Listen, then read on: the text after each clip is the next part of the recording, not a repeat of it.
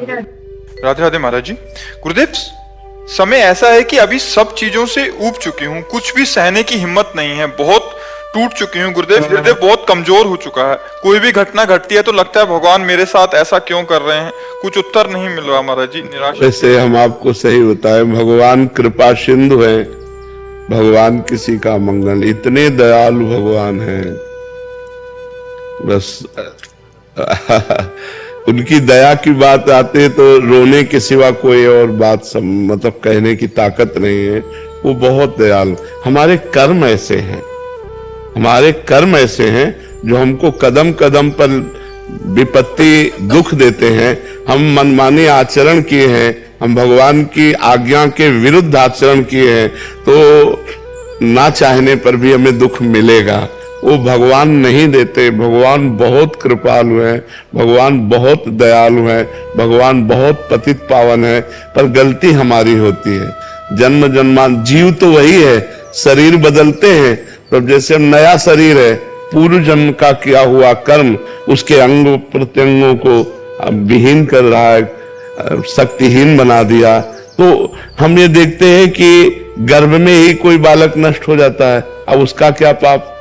वर्तमान में तो कोई पाप नहीं, पूर्व का पाप है। तो हमें चाहिए कि धैर्य पूर्वक सहना। गलती हमसे हुई, पर हम भगवान से प्रार्थना करें कि मुझे सहने की सामर्थ्य दो या विपत्ति नष्ट करो। ये कभी हम ना सोचे कि भगवान ने ऐसा क्यों किया। आपसे सच्ची कहते हैं, भगवान बहुत करुणामय, मंगल भवन अमंगल हारी।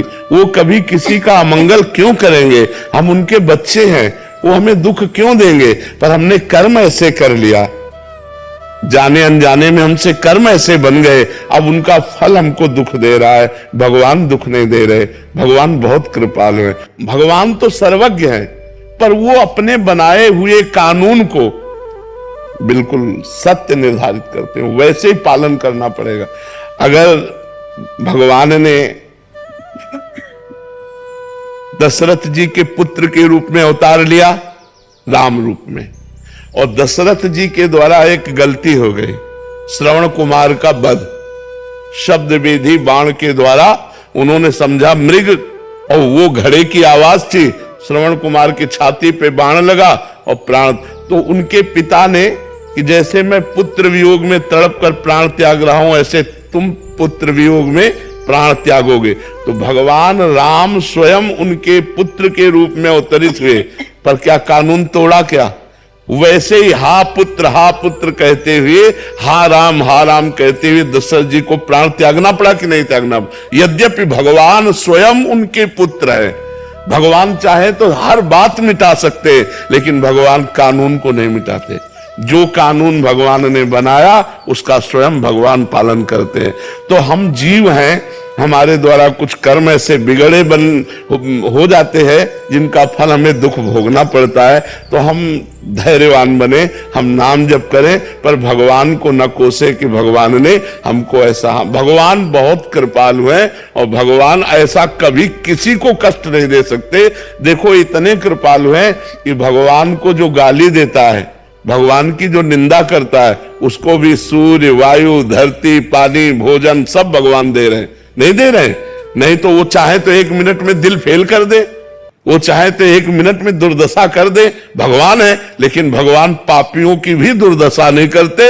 उनका पाप कर्म उनको खुद दंड देता है, भगवान दंड नहीं देते। भगवान तो कृपा करते हैं, भगवान तो अतिशय कृपालु हैं। अनंत माताओं के हृदय में जितना प्यार है, वो सब भगवान के एक अंश से। भगवान वात्सल्य समुद्र है, वो हमको क्यों कष्ट देंगे? हमारे कर्म हमको कष्ट दे रहे हैं। कर्म प्रधान है, जैसा जैसा हम कर्म करेंगे वैसा ही हमें भोगना पड़ेगा।